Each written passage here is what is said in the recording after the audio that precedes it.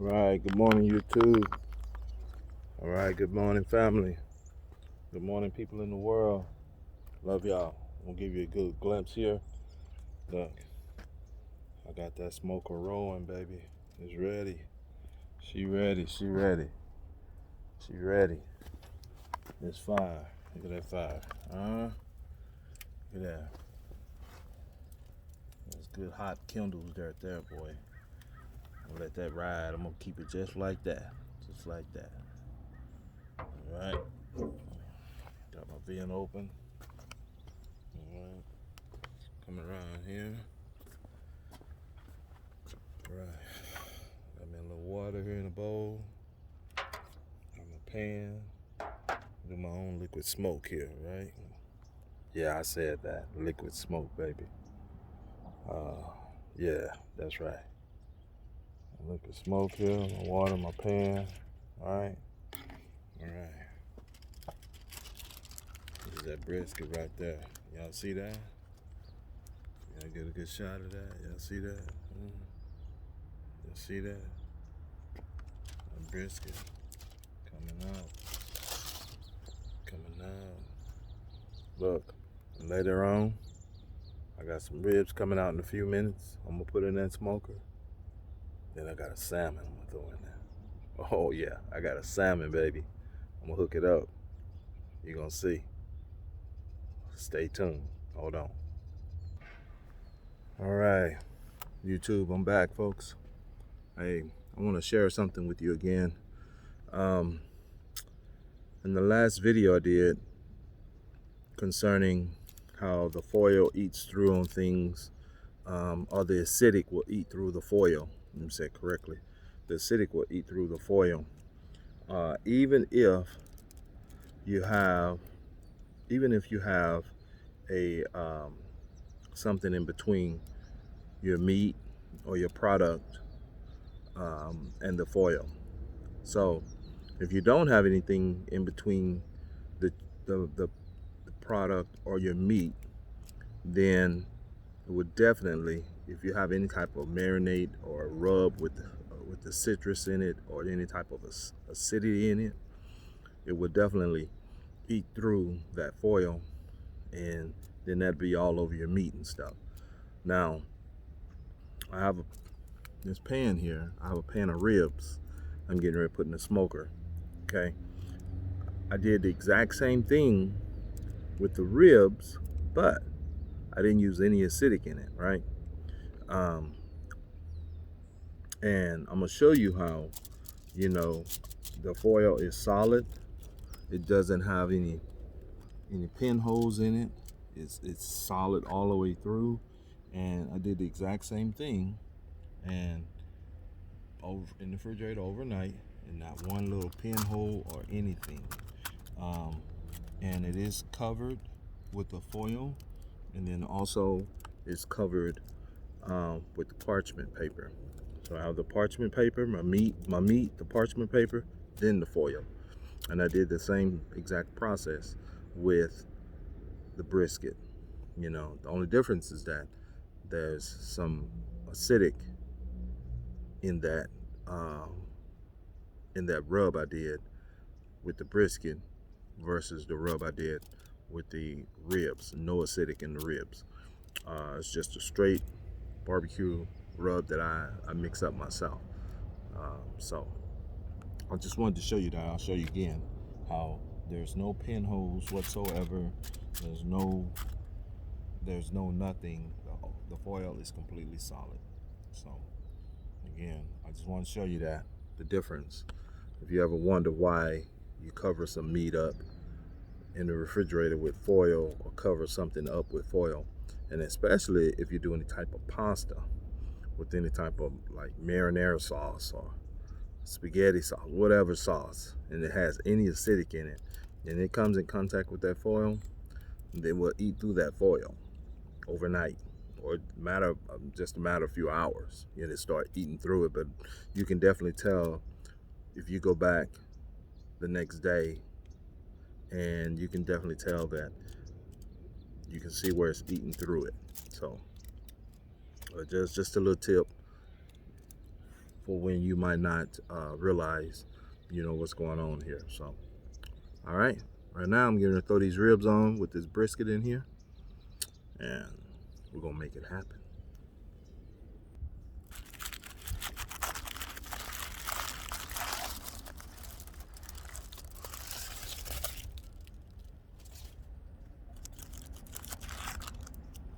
Ooh, look at here, baby. Daddy done brought home the bacon.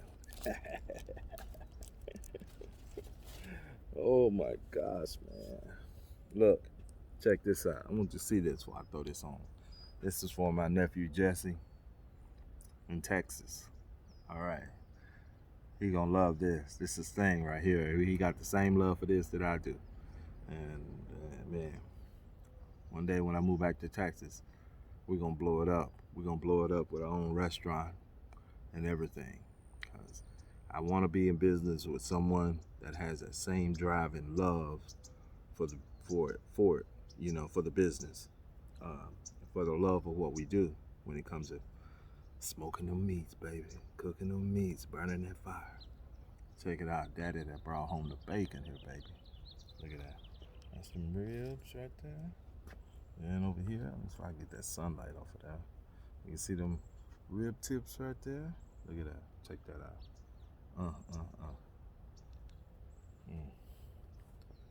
Yeah, baby. We doing it. We doing it today. I love this shit. I'm gonna bring you over here and I want to show you my temp. My temp's a little high. It's running a little high. I'm at right around about that's right there around about 250. It's about 250. That's a little higher than what I normally like to run, but that temp's gonna come down. Probably gonna drop about another 10 degrees or so, maybe 15 degrees. Once I open up this this thing, maybe I'll open up this door. Look, I'll show you that brisket. Oh my gosh, man! Look at that! Look at that! Look, got my pan of water right there, so I have to catch any drippings. I like to have me a little bit bigger pan, but I didn't have one. I used them all, so I had this pan. So we're still gonna get some drippings from that, which is gonna go good. And, look at that! Look at that! Look at that! Look at that! I'm gonna give you a little close up of that brisket in there. Look at that, smoking, baby. And what I'm using is apple wood and a little bit of red oak. I only actually have them. Yeah. Is it red oak? Yeah, it's red oak. It's red oak. Applewood and red oak. So I do a lot of different little mixtures of things. So, and I don't just stick to one thing depending on what I'm doing, how I'm feeling. But hey, I can get down with it all. I can get down with it all, baby. All of it. Why? Because I got the love. Cooking from the heart, baby. Always cooking from the heart. All right, here we go. Check it out. I got the ribs in there. The brisket in there. Give you a little close-up view of that. The ribs and the brisket in there. Yeah. Right? Look at that. Yeah, baby. That's how we doing it here, baby, today. That's how we doing it. I know my nephew Jesse, he gonna love this. He love this. So, close that up. Let that bad boy cook. Hey, well, look at that. That temp down there where I like it at. It's right there at that. Right there, a little there above that, just a little bit. Right there on the 200 mark. But it's gonna increase probably another 10, 15 degrees. Maybe about 15, 20 degrees with that fire. So that's gonna put me right there where I want to be, around about that 220, 215, 220 mark, maybe to about 224, maybe somewhere in there. but I'm not too far off the mark of it. So it's right there where I want to be. Take one little more look at my fire before I go in. So I'm gonna go in the house because I got a big day going on today. Oh yeah, baby. Oh yeah. Look at that. Look at that. Look at that. Look at that. Look at that fire. It's just purring like a kitten, baby. You don't need no big bowling fire rolling in there. You know, I don't need it that well. For me, I don't need it that hot. You know, I don't need it that hot. So um, that's working out perfect. All right. See you in a little bit. All right, folks. All right. I feel I want to say hello to my family in Texas, Southeast Texas, and all of my family back that way is going through some things. So, you know, my heart goes out to them. So, um, I'm here in Cali. I reach out to them quite a bit on a regular about things, and it's really sad for the way things are right now. But hey, on the up and up, positive note, we're blessed. So, all right. Love y'all. Peace. Always cooking from the heart. Always.